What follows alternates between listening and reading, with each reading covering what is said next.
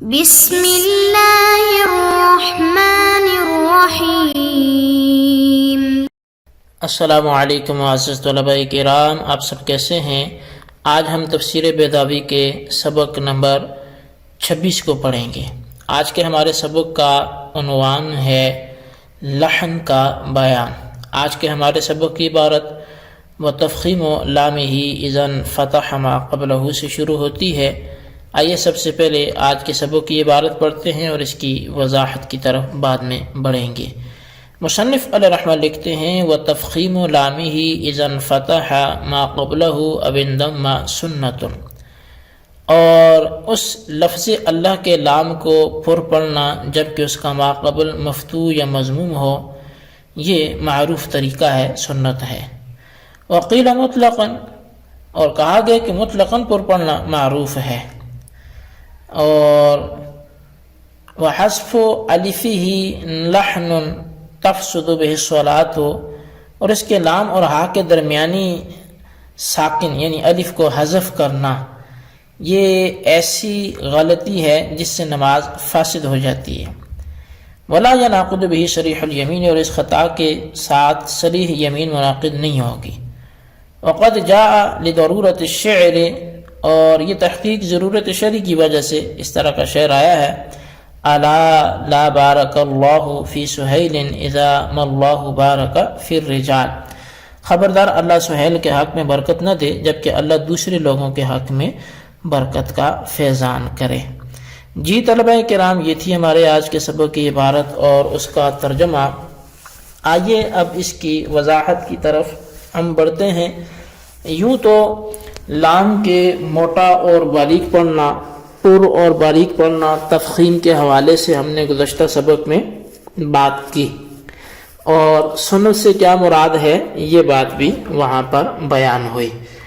لیکن ہم نے جہاں یہ بات لکھی تھی، دو قول پڑے تھے، ایک یہ کہ ما قبل لفظ اللہ سے پہلے زبر یا پیش ہو تو پھر لام پر ہوگا، اور دوسرا یہ کہ ما قبل کوئی بھی ہو، کوئی بھی حرکت ہو، لام پر ہی ہوگا۔ تو اس حوالے سے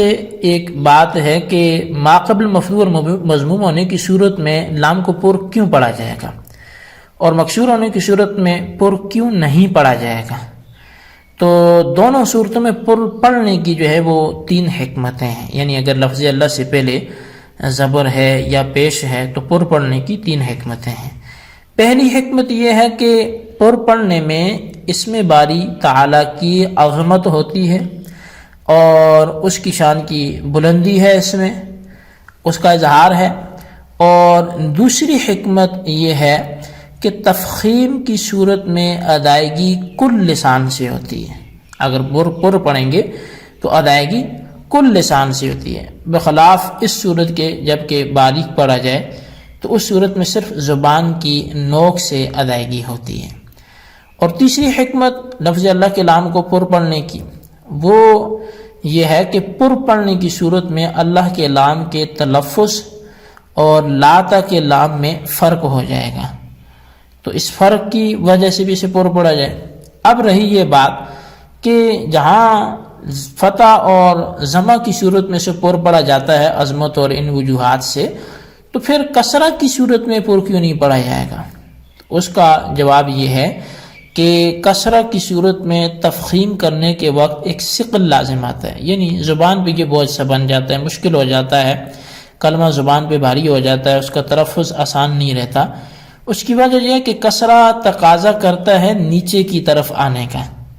اور تفخیم تقاضا کرتی ہے اوپر جانے کا۔ بس اگر کسرہ کے بعد تفخیم ہوگی تو لازم آئے گا نیچے سے اوپر کی طرف منتقل ہونا، اور یہ چونکہ دشوار ہے، جس طرح کہ جو پہاڑ پر چڑھنا نیچے سے دشوار ہوتا ہے،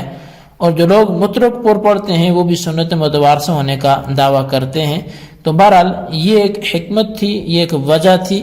کہ جب مطلقاً ما قبل فتح اور ضمہ ہو تو پر پڑھنے میں چونکہ زبان پر ثقل نہیں ہے اور یہ کلمہ زبان پہ بھاری نہیں ہو رہا، تو اس لیے وہاں ایسا کریں گے۔ اور اگر ما قبل جو ہے وہ ضمہ نہ ہو، فتح بھی نہ ہو، کسرہ ہو، تو پھر کسرہ سے پر پڑھنے کی طرف جائیں گے تو یہ ایسی ہی ہے کہ نیچے سے بلندی کی جانب چڑھنا اور یہ مشکل ہوتا ہے، اس لیے اس صورت میں پر نہیں پڑھا جائے گا، زبان پہ سے آسان بنانے کی وجہ سے۔ وحذف الفہ، یہاں سے قاضی صاحب بیان کرتے ہیں کہ لفظ اللہ میں جو لام اور ہا کے درمیان الف ہے، اگر اس کو حذف کر دیا جائے تو یہ غلطی ہے، لحن ہے، اور لحن کہتے ہیں لغوی غلطی کو، اور قاموس میں کہا ہے کہ یہ خطا فی القراءت ہے، لیکن ہم کہیں گے کہ خطا فی القراءت بھی مستلزم ہے لغوی غلطی کو۔ خیر یہ ایسی غلطی ہے کہ جس کی وجہ سے نماز فاسد ہو جاتی ہے، احناف اور شوافی دونوں کے نزدیک۔ شوافی کے نزدیک تو اس لیے کہ ان کے نزدیک بسم اللہ فاتحہ کا جز ہے، اور فاتحہ پڑھنا چونکہ فرض ہے، اور آپ نے جب جز جو ہے وہ اللہ کو حذف کر دیا تو گویا کل کو حذف کر دیا، کیونکہ انتفاع جز جو یہ ہے یہ مستلزم ہوتا ہے انتفاع کل کو، اور جب لفظ اللہ کو چھوڑ دیا تو پوری بسم اللہ کو چھوڑ دیا قاعدہ سابق کی وجہ سے، اور جب بسم اللہ مکمل کو ترک کر دیا تو گویا مکمل فاتحہ کو ترک کر دیا، یہ بھی مذکورہ قاعدے کی وجہ سے،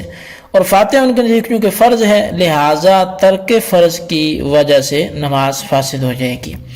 اسی وجہ سے امام شافعی رحمۃ اللہ تعالی علیہ نے فرمایا من ترک حرفا واحدا من الفاتحۃ وہو، جس نے ایک حرف بھی سورہ فاتحہ میں سے چھوڑ دیا تو فرمایا کہ یہ اس کی نماز صحیح نہیں ہوگی، اور احناف کے نزدیک اس لیے فاسد ہو جائے گا کہ الف ساکن کو حذف کر کے یا تو کلام لغو ہوگا یا معنی بدل جائیں گے، اور یہ دونوں باتیں چونکہ نماز کو توڑنے والی ہیں، جیسا کہ قاضی خاں میں ہے کہ امام صاحب کا ایک مسئلہ بیان کیا، مسئلہ یہ کہ لفظ ثلاثی ہوگا کوئی بھی لفظ یا رباعی، اور خماسی ہوگا یا رباعی یا ثلاثی ہوگا، اگر ثلاثی ہے تو اس کے اول یا درمیان یا آخر کے حرف کو حذف کرنے سے نماز فاسد ہو جائے گی۔ مثلا قرآن عربین میں عین کو حذف کر کے ربین پڑھا جائے تو ان تمام صورتوں میں نماز فاسد ہو جائے گی، اس کی وجہ معنی کا بدلنا ہے یا کلام لغو ہونے کی وجہ سے، اور اگر کلمہ رباعی یا خماسی ہے اور منادہ ہونے کی وجہ سے ترخیم کر دی جائے تو کوئی حرج نہیں ہے، اور یہاں لفظ اللہ نہ تو رباعی ہے نہ منادہ واقع ہے، لہٰذا اگر اللہ کے الف کو ساکن کو حذف کر دیا تو احناف کے نزدیک بھی نماز فاسد ہو جائے گی۔ اچھا، ولا ینعقد بہ، یہاں سے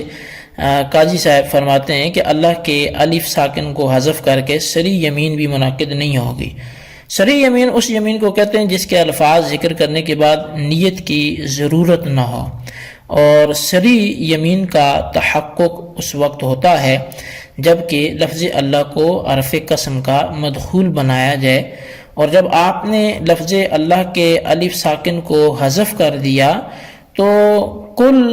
اللہ ہی حذف ہو گیا، یعنی لفظ اللہ ہی سارا حذف ہو گیا، کیونکہ انتفاع جز جو ہے وہ مستلزم ہوتا ہے انتفاع کل کو، یعنی جز کا نہ ہونا یہ کل کے نہ ہونے کو لازم کرتا ہے۔ تو پس سری یمین کے متحقق ہونے کے واسطے جو چیز ضروری تھی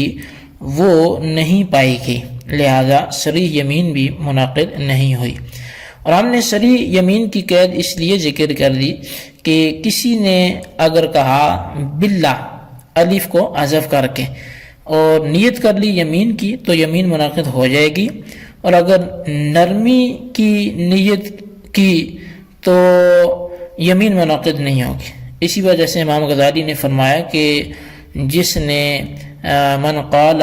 باللہ علی قصد التلبیس وهو الرطوبۃ فلیس بیمین وان نوى به الیمین انعقد۔ تو اسی طرح ایک ضرورت شعری کی وجہ سے بھی مثال ہے لا بارک اللہ فی سہیل نظام اللہ بارک فی الرجال۔ اب یہ اصل میں ایک اعتراض کا جواب ہے۔ اعتراض یہ کہ اللہ کے الف ساکن کے حذف کرنے کو لغوی غلطی کہنا درست نہیں ہے، کیونکہ مذکورہ شعر کے پہلے مصرع میں لفظ اللہ بغیر الف ساکن کے ہے،